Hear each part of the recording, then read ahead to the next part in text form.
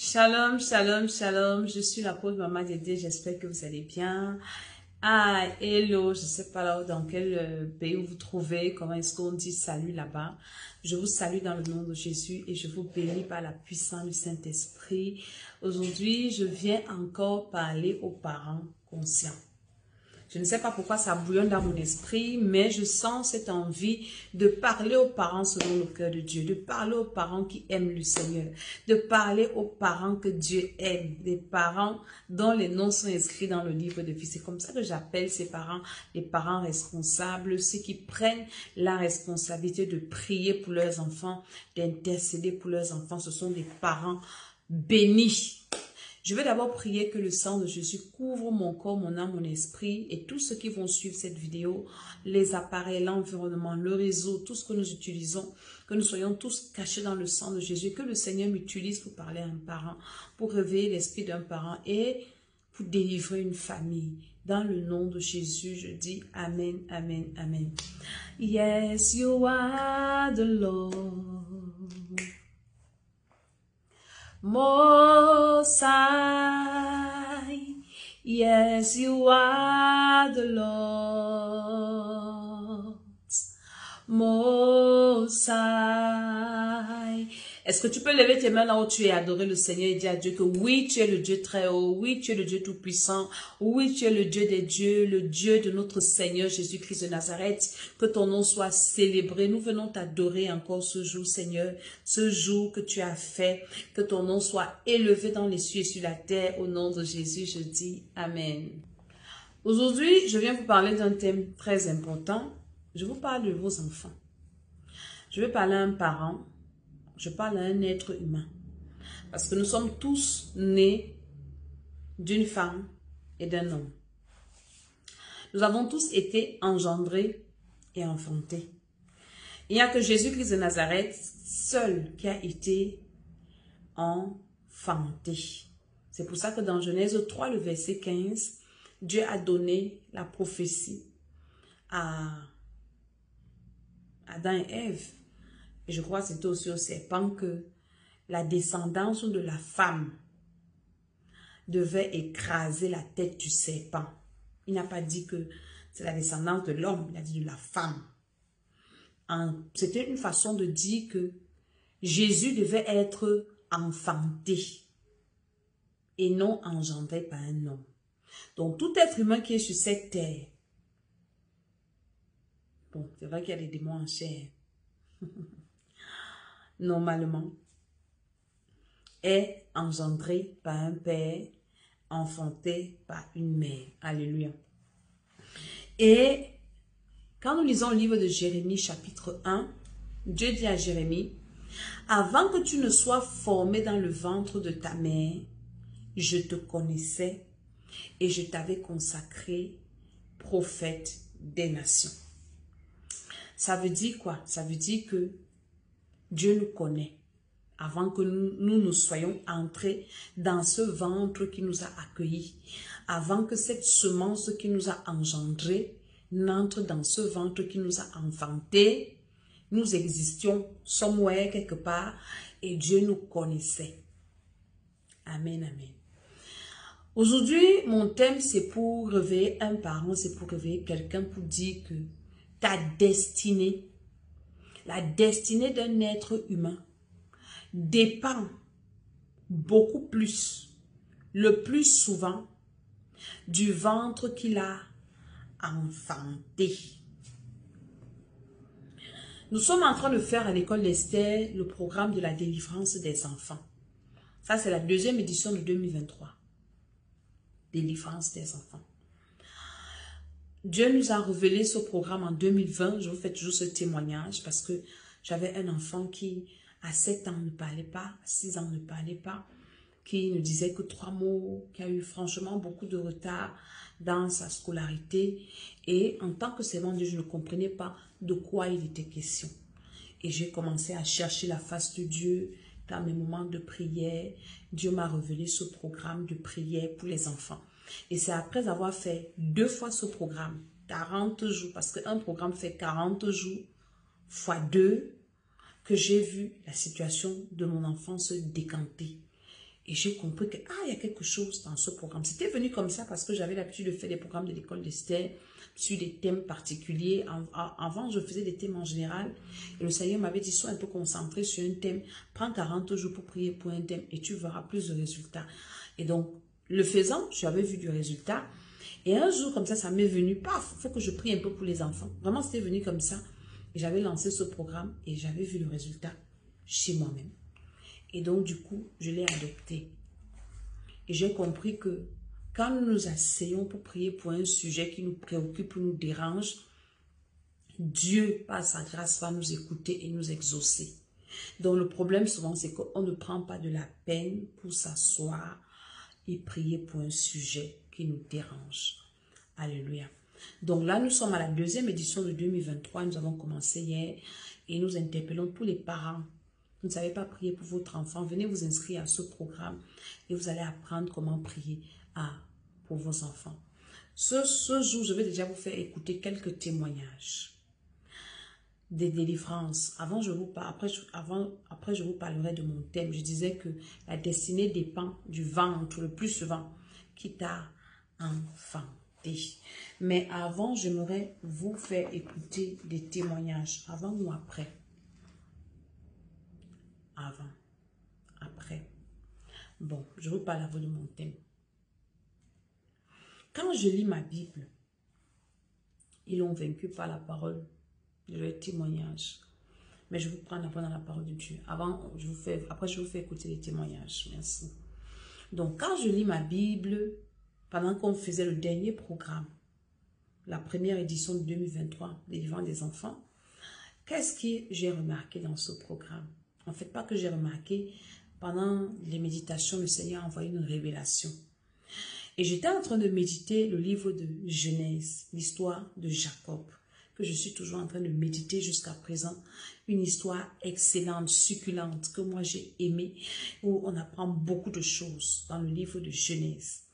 Et là, je me suis rendu compte que Léa, quand elle a conçu ses 3 premiers enfants, elle était dans un état spirituel bizarre.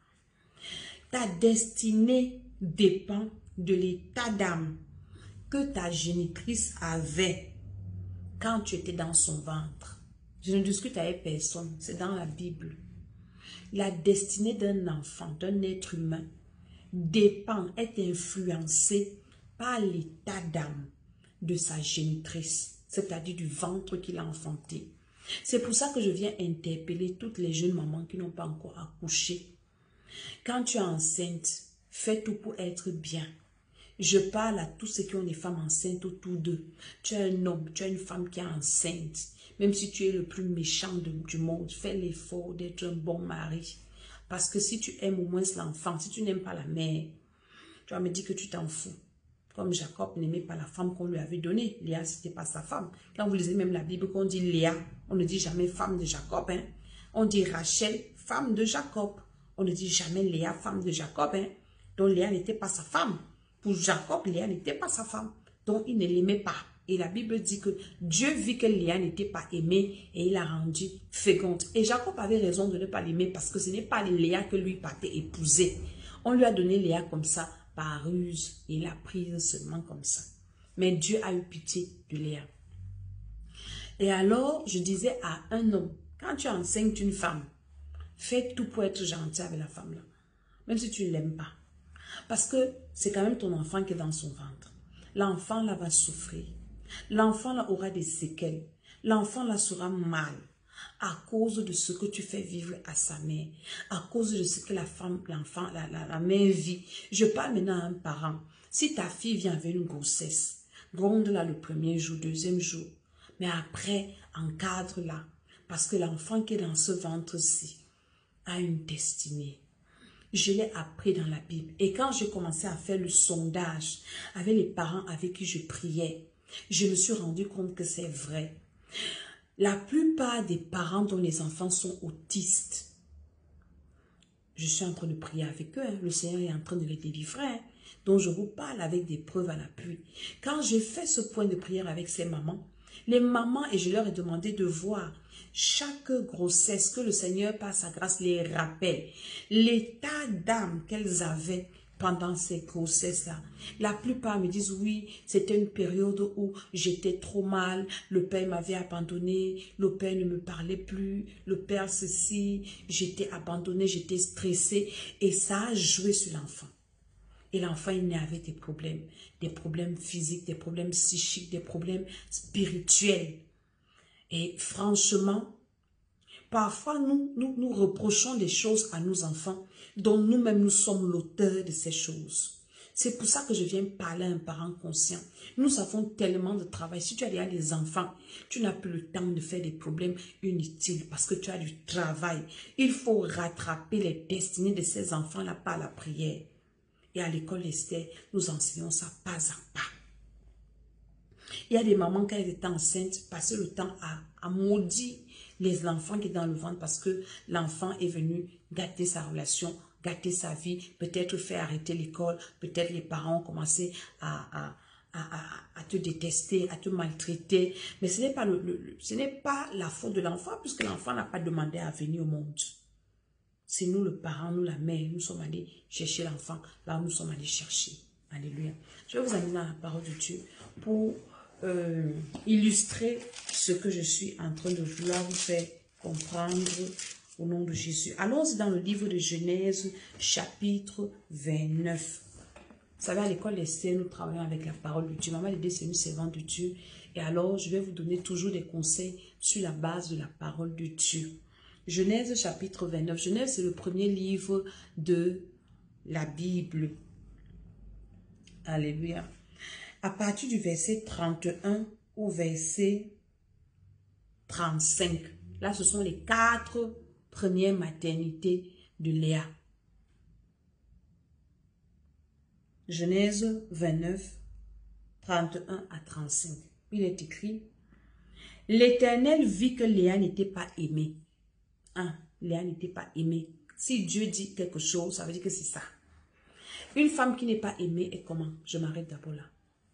Elle est frustrée, elle est triste, elle est pensive, elle est malheureuse, elle est nerveuse, elle est quoi encore? Irritable, irritée, elle est... Ajoutez les mots vous-même. Quand tu n'es pas aimé, quand tu sens que quelque part on ne t'aime pas, tu es toujours sur la défensive, tu es toujours isolé dans ton coin, parfois même tu parles seul. Quand tu sens que tu n'es pas aimé dans une famille, tu n'es pas aimé dans un foyer, tu n'es pas aimé dans une communauté, tu n'es pas aimé quelque part, tu sais que tu es le cheveu dans la soupe. Comment tu es? Dieu avait remarqué que Léa n'était pas aimée. Son mari l'avait prise comme ça. Et Jacob n'était pas obligé de l'aimer parce que il n'avait pas les yeux sur elle. Ses yeux étaient ailleurs. Vous savez, le cœur a des raisons que la raison elle-même ignore. Peut-être Jacob avait fait les efforts pour aimer Léa, mais il n'est pas arrivé parce que ce n'est pas Léa qu'il voulait. On lui avait imposé Léa. Donc Dieu même a vu que Léa n'était pas aimée. Tandis que il a rendu féconde. Tandis que Rachel était stérile. Ça veut dire que c'est Rachel qu'on aimait. Donc Dieu voyait que Léa n'était pas aimée, il a avantagé Léa. Parce que si Léa n'était même pas encore aimée, déjà aimée, et encore, elle était stérile, on allait même seulement la tuer, même la jeter, même la chasser. Alors Dieu a avantagé Léa. Il dit, bon, comme ton mari ne t'aime pas, comme dans ce foyer, tu n'es pas la bienvenue, je vais quand même te donner un motif qui va te permettre d'être affermi dans ce foyer, d'être établi dans ce foyer. J'ouvre ton ventre, fais des enfants. Dieu peut voir, je veux parler à quelqu'un, tu es peut-être dans une famille où on ne t'aime pas. Tu es dans un lieu de service où on ne t'aime pas. Tu es dans un environnement où on ne t'aime pas. Je parle beaucoup de la famille. Parce que la famille, un peu, c'est un endroit où on ne peut pas vite se défaire. Un service où on ne t'aime pas, Dieu peut t'aider, tu trouves un autre travail. Je ne sais pas. Mais si tu es dans un foyer qu'on ne t'aime pas, quelqu'un est venu t'épouser, je pense que c'est l'homme qui épouse la femme. Ou une belle famille, on ne t'aime pas. Si tu t'accroches au Seigneur, Dieu va t'établir comme il a établi Léa, qui n'était pas aimée. Dieu va t'ouvrir les portes. Je suis en train maintenant de prophétiser sur toi. Dieu va te restaurer. Dieu va te faire du bien. Dieu va bénir même tes enfants. Accroche-toi seulement au Seigneur. Léa, certainement, s'était accrochée au Dieu de son mari, que Rachel même ne croyait pas. Et c'est sûr que c'est pour ça que Dieu avait fait du bien à Léa. Parce que Léa, sachant qu'elle n'était pas aimée, a cherché une compensation dans le Seigneur. Et la plupart des personnes qui ne sont pas aimées souvent, ça nous pousse vers Dieu. Je sais de quoi je parle. Amen, amen. La Bible dit que Léa devint enceinte et enfanta un fils à qui elle donna le nom de Ruben, car elle dit, l'Éternel a vu mon humiliation. Ça, c'est le nom qu'elle a donné à son fils à l'accouchement. L'Éternel a vu mon humiliation. Ça veut dire quoi? 1. Elle n'était pas aimée. Pendant la gestation, la grossesse de Ruben, elle était humiliée. C'est sûr que son mari ne la gérait pas, comme on dit vulgairement chez nous. Il ne la calculait pas. Pour elle, pour lui, ce n'était pas une femme. Elle était méprisée, chosifiée, disgraciée, alors qu'elle était la première femme. Sa sœur a pris sa place. Et c'était flagrant, c'était ouvert. Donc, durant toute la grossesse, Léa pleurait. Elle parlait seule. Elle murmurait. Elle était malheureuse. Elle était triste. Elle était humiliée, elle était rejetée, elle était rabaissée, elle était chosifiée, elle était quoi encore? Ajoute encore tout ça. Et tout ça, elle ruminait ça avec Ruben dans son ventre. Vous pouvez imaginer tout le bagage que Ruben a pu emmagasiner dans ce ventre. Le bagage génétique. Et quand il est sorti, elle dit, ouf, l'Éternel a vu mon humiliation. Maintenant, mon mari m'aimera. Dans l'espoir que son mari va l'aimer. Ruben a porté le manteau d'humiliation à sa naissance, depuis le ventre de sa mère, revêtu du manteau d'humiliation. Tonton Ruben. Et quand vous regardez maintenant à la fin, Ruben, c'est le même Ruben-ci, qui part coucher avec la femme de son père. Et il a été humilié encore. Quand son père maintenant bénit les gens. Dans Genèse 49, 6, verset 1. Là, nous étions en Genèse 29. Donc, combien de chapitres plus tard? 20 chapitres plus tard. Jacob appela ses fils et dit, « Assemblez-vous et je vous annoncerai ce qui vous arrivera dans la suite des temps. » Comment il sait ce qui arrivera dans la suite des temps? Ça veut dire que Dieu lui a révélé ce qui va arriver à ses fils dans la suite des temps. Ça veut dire que ce n'est pas Jacob qui a déclaré les bénédictions.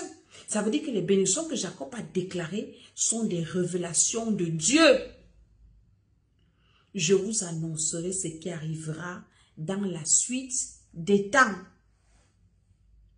Rassemblez-vous et écoutez, fils de Jacob, écoutez Israël, votre père. Verset 3, Genèse 49.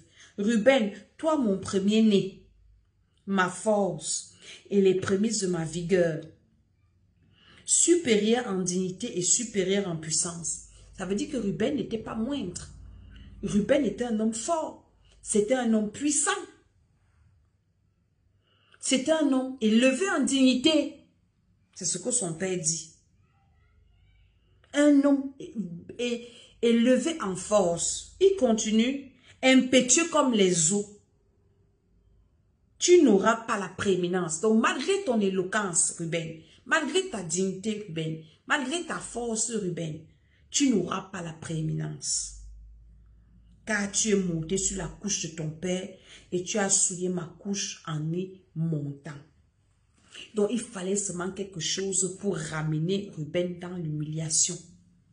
L'humiliation là, depuis le vent de la mer, l'a suivi jusqu'à dans sa destinée.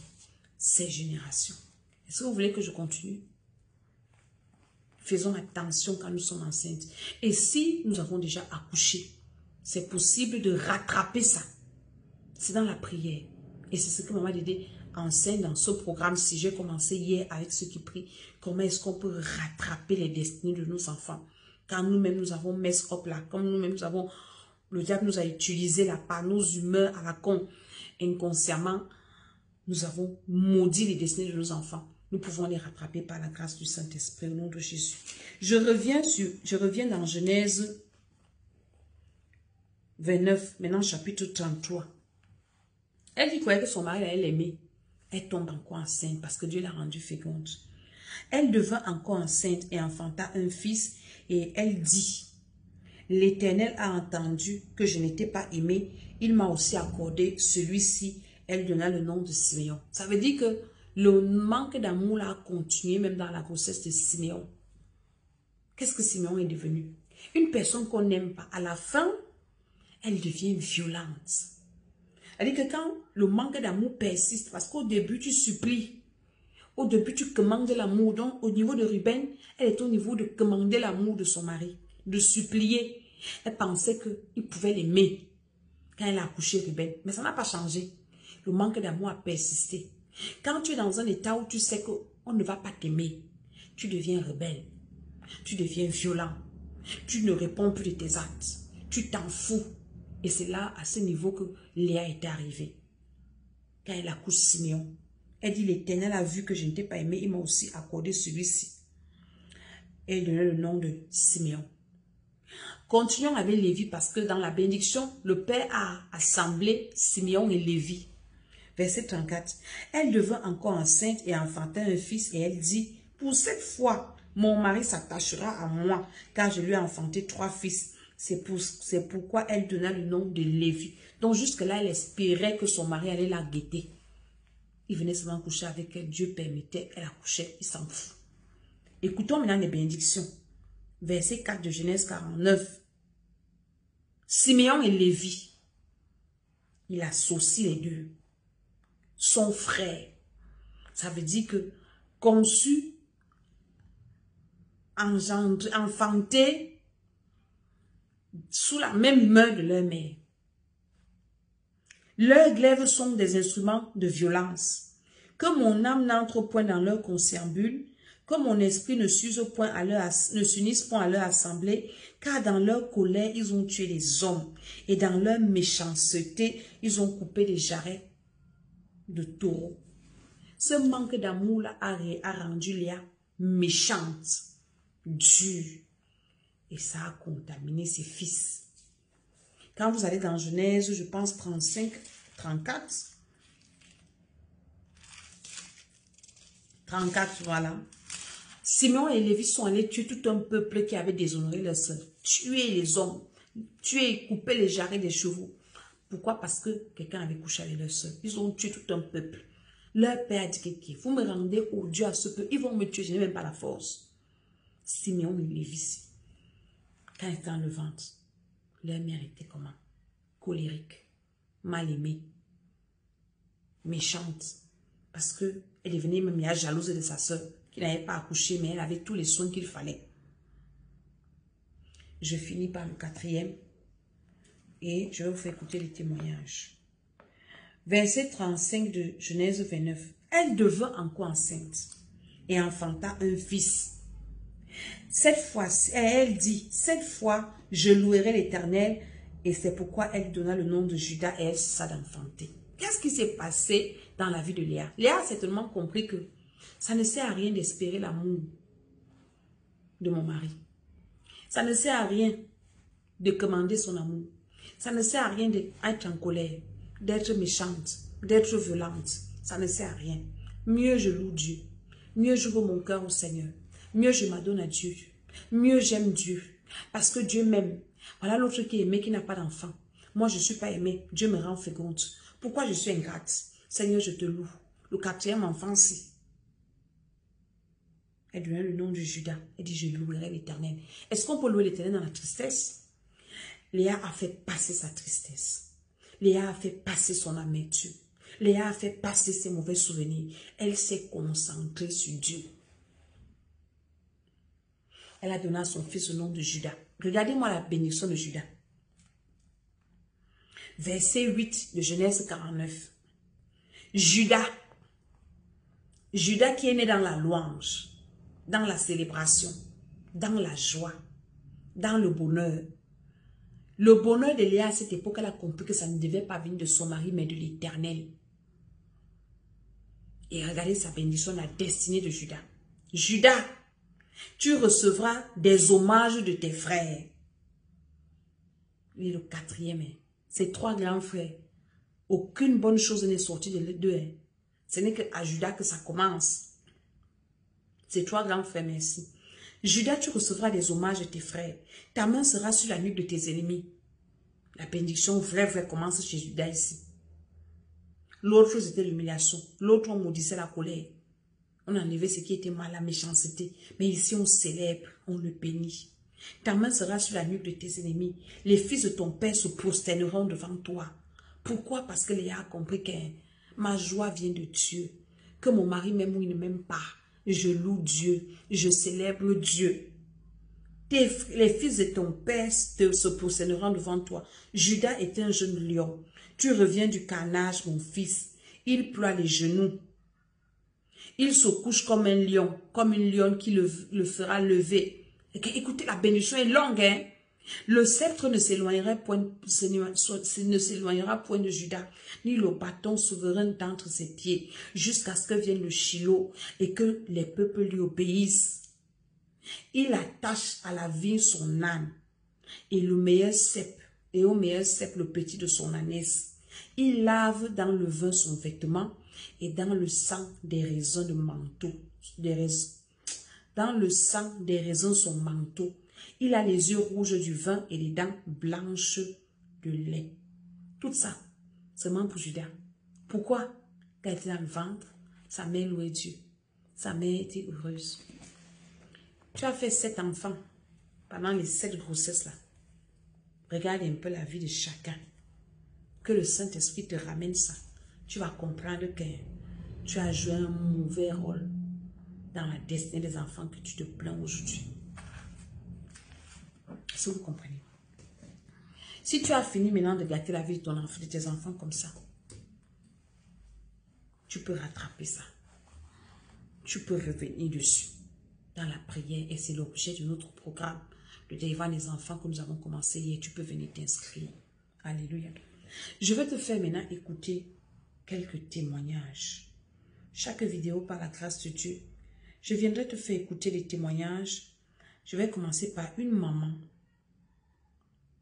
dont l'enfant refusait de faire les devoirs.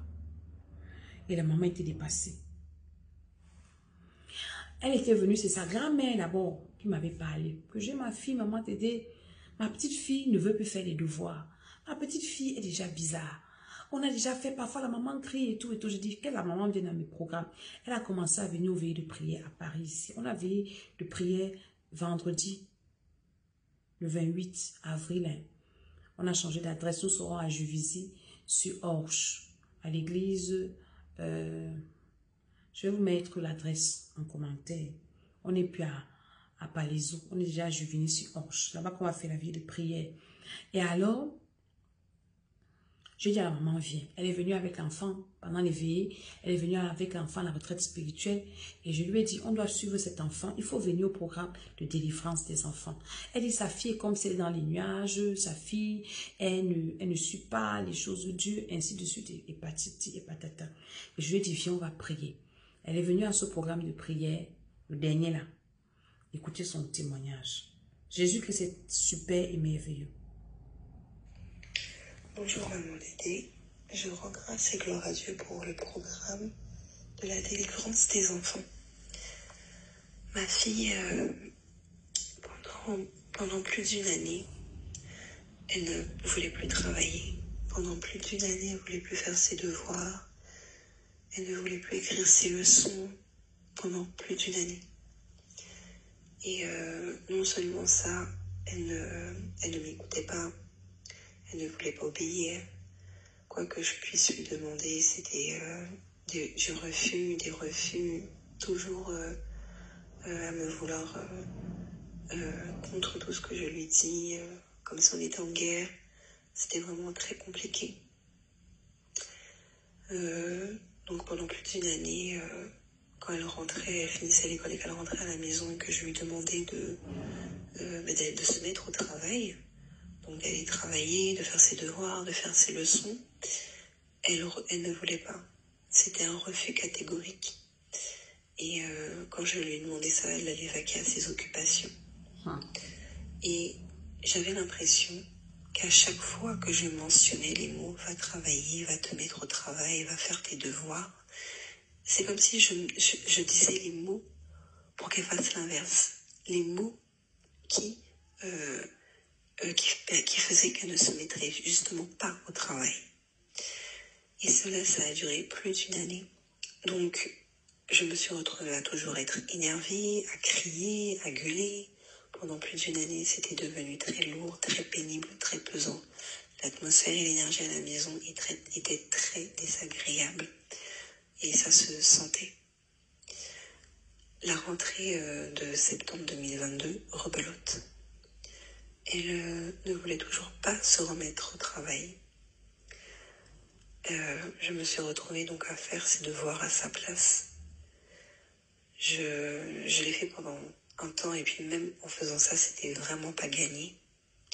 Et puis à un moment donné, j'ai dit Seigneur, moi je n'en peux plus, donc c'est trop pour moi, j'arrête, j'abandonne. Et du coup, je suis retombée dans les cris, l'énervement pour qu'elle se mette au travail. Mais ça ne changeait vraiment rien. C'était devenu très désagréable pour moi. Et à l'école, les profs me faisaient la remarque sur son travail scolaire qui n'était pas fait, bien évidemment. Et quand, du coup, j'ai commencé le programme de la délivrance des enfants, j'ai remarqué très rapidement des changements. Alléluia. Puisque du jour au lendemain, j'ai vu ma fille s'installer pour travailler, s'installer pour faire ses devoirs, s'installer pour écrire ses leçons, Amen. sans que je n'ai à lui demander quoi que ce soit. Alléluia. Alors je rends grâce et gloire à Dieu pour cela, pour ce changement merveilleux. Je peux lui demander, je peux lui parler, je peux lui demander de l'aide ou quoi que ce soit d'autre. Elle me répond moins méchamment, elle est vraiment assidue dans ses devoirs, elle est devenue studieuse et c'est vraiment agréable. Aujourd'hui, c'est elle qui va me dire, quand je vais venir pour lui parler, elle me dit « Attends maman, je préfère, laisse-moi finir mes devoirs, comme ça je finis tout, après je suis tranquille, je vais pouvoir, après on pourra parler, je te raconterai ma journée, mais je préfère faire mes devoirs avant. » Donc quand j'entends ces phrases-là, ces mots-là, souvent je suis ébahie. Au début, j'étais waouh, mon Dieu. Je me suis dit à quel moment j'aurais cru un jour pu entendre cela. Amen. Et je bénis Dieu pour cela, parce que ça fait beaucoup de bien, ce changement. Je ne crie plus, je ne m'énerve plus, je m'égosille plus. Elle rentre et elle est assidue, elle travaille. Elle est beaucoup plus agréable. L'atmosphère et l'énergie à la maison est beaucoup plus positive, plus paisible. Une joie, une paix s'est installée en nous, à la maison aussi. Et c'est vraiment merveilleux. Alors je rends grâce et gloire à Dieu pour ce programme qui nous a fait du bien, qui a été bénéfique pour ma fille, bénéfique pour moi-même, et qui continue à nous faire du bien encore aujourd'hui. Alors, merci Seigneur et merci Maman Dédé. Maman Dédé, je rends grâce. Alléluia. Vous avez écouté ça? Amen, amen. Donc, je vais m'arrêter là en interpellant chaque parent qui va m'écouter. Ne regardez pas cette vidéo pour vous seul, partagez-la. Nos enfants sont notre retraite, notre avenir, notre destinée. Et nous devons en prendre soin. La vie spirituelle de ton enfant est la plus importante d'abord. C'est vrai que nous investissons à les envoyer à l'école, mais l'école, une bonne école, ne va pas donner l'intelligence à ton enfant. C'est une maman qui a envoyé son enfant à l'école qui refusait de faire les devoirs. Est-ce qu'ils ont bien mangé? Ils sont bien habillés? C'est très bien. Mais dans ces programmes aussi, nous prions pour le salut des âmes de nos enfants. Il y a cette servante de Dieu. Je parlais de ça avec les parents avec qui je priais hier. J'ai suivi une de ces vidéos qui passait sur YouTube, pardon, sur Facebook. Elle dit qu'elle avait fait un rêve où Dieu lui montrait comment elle est partie au ciel et ses enfants restaient. Et Dieu lui a dit que toi, tu Tu travailles à ton salut, mais tu négliges tes enfants. Tu iras au ciel, ils vont aller en enfer. Quel est ce parent normal qui sera dans la paix, que lui va partir au ciel, s'en va voir en enfer? Non, nous les parents conscients, nous allons aller au ciel avec au moins nos enfants. C'est-à-dire que si je pars, si sur la terre, si je n'ai rien fait, moi c'est ça mon objectif. Si je n'ai rien fait, que je n'ai sauvé aucune âme, il y a mon âme et l'âme des enfants que j'ai amenés sur la terre, parce que c'est moi qui les ai amenés sur la terre. Donc j'ai la responsabilité de les ramener à Dieu. Tu ne peux pas aller au ciel et laisser tes enfants partir en enfer. Nous ne sommes pas venus sur la terre pour peupler l'enfer. C'est notre slogan à l'école d'Esther, au programme des enfants. Je prie que la grâce de Dieu soit sur chacun d'entre vous. Contactez-moi sur mon numéro WhatsApp pour plus d'informations. Et le Seigneur vous fera du bien. Au nom de Jésus, je dis